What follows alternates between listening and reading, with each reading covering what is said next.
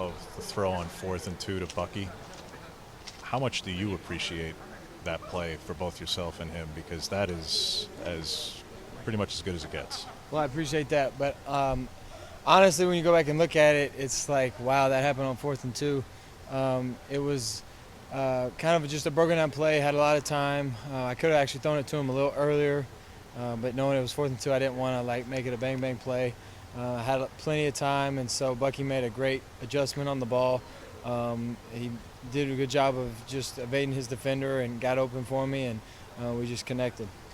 On those situational splits, whether it be third down, fourth quarter, whatever the case is, that you've had such dramatic improvements, is this mainly mental in terms of making a change, and what goes into that for you in those, if it is mental? To be honest, not really as much mentally. I feel like I've had the same preparation, same sort of approach to it. It's kind of just, if anything, it's more just scheme and execution at the end of the day. Once you get to third downs, it's all about running your stuff that you're comfortable with and executing at a high level. Have you ever had a game in high school or at Auburn where you had to come back like that, and you were pretty flawless in that final 6 minutes or so of the fourth quarter? Have you just had experience doing that before? Yeah, one that I can remember is my junior year of high school. We were playing in the third round of the playoffs at Autzen High School, and it was one of those back and forth type games, really high scoring game. We couldn't stop them, and they actually went up 2 scores at one point, so we couldn't ever catch up until the end of the game. We got a stop, and then went down in a 2-minute drill and scored and beat them in overtime. So I felt like that was very similar to the game that we played. The only difference is I didn't throw a pick six, so I didn't have that in the back of my mind just kind of nagging at me. But I felt like just in the second half, it was just our approach as an offense that we went in there, and we knew they wouldn't be able to stop us if we just executed, and we went out in the second half and executed at a much better level. You had a pretty nice come from behind win in your college debut too. Yeah, I did. that was also one. But to be honest, in that one, we ran the ball a lot better in the second half, and so I didn't really do much in that one. Naturally, you don't want the pick, obviously, but on review, do you chalk it up more to both a good play from the linebacker and that maybe if you just floated to Sean? It wasn't necessarily a bad decision. It was more. That's right. It was more of a kind of a situational pick. I could have thrown it quicker, put it on him. I knew I was going to be hot with the defender kind of out there on the right, coming right towards me, and it was just kind of one of those things where you'd like to have it back. At the same time, it was a bang-bang play. We've practiced that a bunch of times, and at the end of the day, it's just unfortunate, and there's no excuse for it. You mentioned the schematic change, without giving away everything, but from what's been seen, what is it that you and Kenny have done together to make the changes that we see what the results are? Well, I think the most important thing is doing what you're good at on third down. And you obviously get in third down situations. It's all about first and second down, getting into short, third and mediums, third and shorts, to where you stay out of the third and long range, because anybody in a third and long is not going to be very good statistically. And so when you can stay out of those and then run your base plays on third and medium to short, run the stuff that you're good at, that's what I feel like is most important for a quarterback, doing stuff they're comfortable with.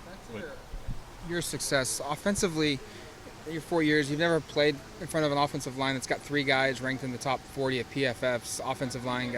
How much has just the play of the offensive line been able to give you just this year the opportunity to make plays? It's huge. The stats crazy. We're the only team, the FBS, that hadn't allowed a sack. That's incredible through 4 games, but it all goes to them. And it's the leadership and the experience we have up front. We have a bunch of protection meetings, and we're all on the same page, and that, I think, has a lot to do with it. But it's just very it's kind of a pride thing. Up front, they believe in themselves, they take pride in it, they are sure to kind of make the right checks. And if something happens that's crazy, even if the times that I've thrown it, maybe been knocked down, they'll come back and say, man, that's our bad, we got to keep you up. And I'm like, that's awesome that they even think about that.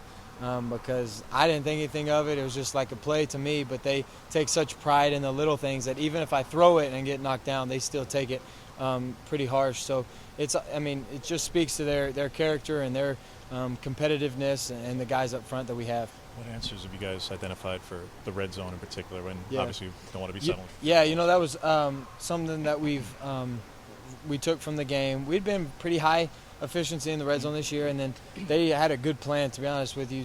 You got to give Washington State credit for what they did in the red zone. They were very aggressive when you got there, and so we knew on video it was going to be tough to score in the red zone, and we didn't do our jobs, and so we in the first half there we kicked too many field goals. But that's definitely a point of emphasis this week, something to get better on.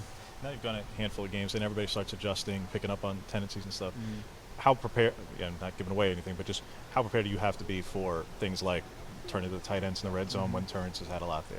Yeah. Between the 40s, Detroit leads the country in yards. Between the 40s, you're looking for big plays. Well, teams are going to start to pick up on that they need to guard him. Yeah, that's a good question. We have obviously really good coaches that look into our tendencies and see what we've done, so maybe we can change a few things. And I mean, at the end of the day, you don't want to give away too much, but you still want to do what you're good at. And so if that's maybe throwing it to a particular guy who's good in this situation, then you just kind of have to let the defense stop you. And if they stop you, then you make an adjustment. But until then, you don't want to get in your own way and change something that's not necessarily you have to.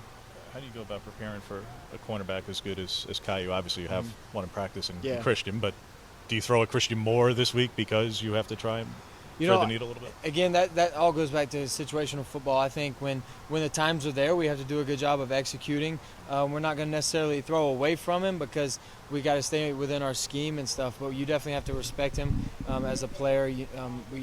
We've seen in the past, watch him on video, his technique, and see all the good things that he does.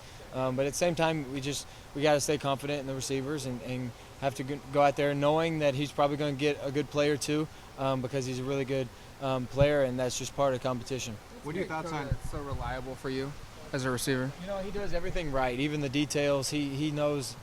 He's played a lot of football. Ran a lot of routes, and he just does everything right within the system.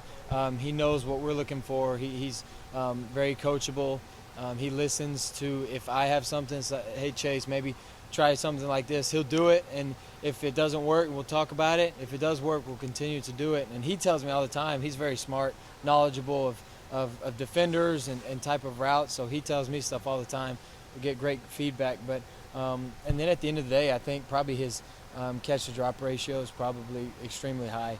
I can't think of one that he's dropped. So he's just very reliable, very consistent. And he makes plays when his number's called. Same thoughts on Troy. Same thing with Troy. He's a very, very, very smart player. You get him out there on the field. He's very savvy. So if he's running a route that's supposed to be like this, drawn up, he's just very instinctual, and he may change it just a little bit to get a little bit more open. And me and him, we just have a good feel of the game right now. We kind of are in really good sync. I know the little tendencies that he has, how he's going to adjust and get open, and that's really important. You're new to this rivalry. What have your teammates told you about last year's game at Stanford? Well, I've heard quite a few things about Stanford, and at the end of the day, you just got to respect your opponent each week. And historically, they've been really good and have presented challenges for us. But at the same time, we know we're really good. And so we just have to go out there and play like it. And again, it goes back to playing Oregon and playing against ourselves each and every day and be the best team that we can be on Saturday. When you arrive at a new school like this, do you actually go and maybe familiarize yourself with some of the rivalries and what's kind of happened recently, or what's that process? Yeah, that's important. And then it's just locker room talk. You kind of hear it when things come up. And then national football, or like college football national stage, you kind of know that Oregon and Stanford's always been a really good game, and there've been some really good players playing in it, and historically it's just a good one to watch, and so we know that's what we're going to get Saturday. Your coaches and teammates have really praised just your leadership skills coming into a new program. How do you feel like, we get to see you here, we get to see you on the field, but what are some things you do behind doors to really create those relationships and kind of earn the respect that you've earned?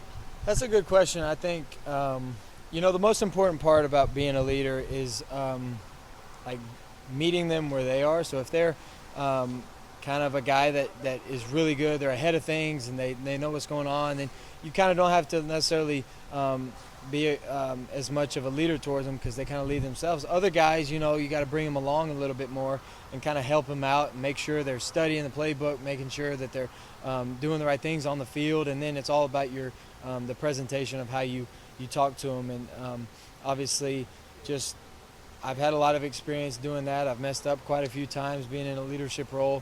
And throughout my experience, throughout my journey, I've kind of learned just the do's and the don'ts when it comes to leadership. At the end of the day, you just got to love them and show them that you love them. And when they know that and they see that, they start to trust you. And when they trust you, it's easy to communicate. I feel like this whole opportunity, but including the results you've had the last several weeks, that this is redefining you. I mean, clearly you have to be aware of what's been said and perception and things like that, both back at Auburn and in the SEC and et cetera, and nationally. Do you feel like that this is redefining, that this is an opportunity to rewrite, that the book's not finished yet? Yeah, I think this is just a good opportunity to kind of turn the page and just obviously it's not starting over because I've done a lot of good things in the past, but at the same time it's a chance to just continue to play football and continue to just fix some things and become as good as I can and as good as I can be and continue to move on and grow as a player and as a leader and as a teammate and as a guy that's being coached pretty hard by his coaches. And so I wouldn't necessarily say it's redefining me because I was comfortable in who I was before that. And a lot of the things, like it goes back, a lot of the things people don't really understand and a lot of things go into it. And so but moving forward, I think that it's just all about winning games and continue to do what I'm doing to be the best teammate I can be.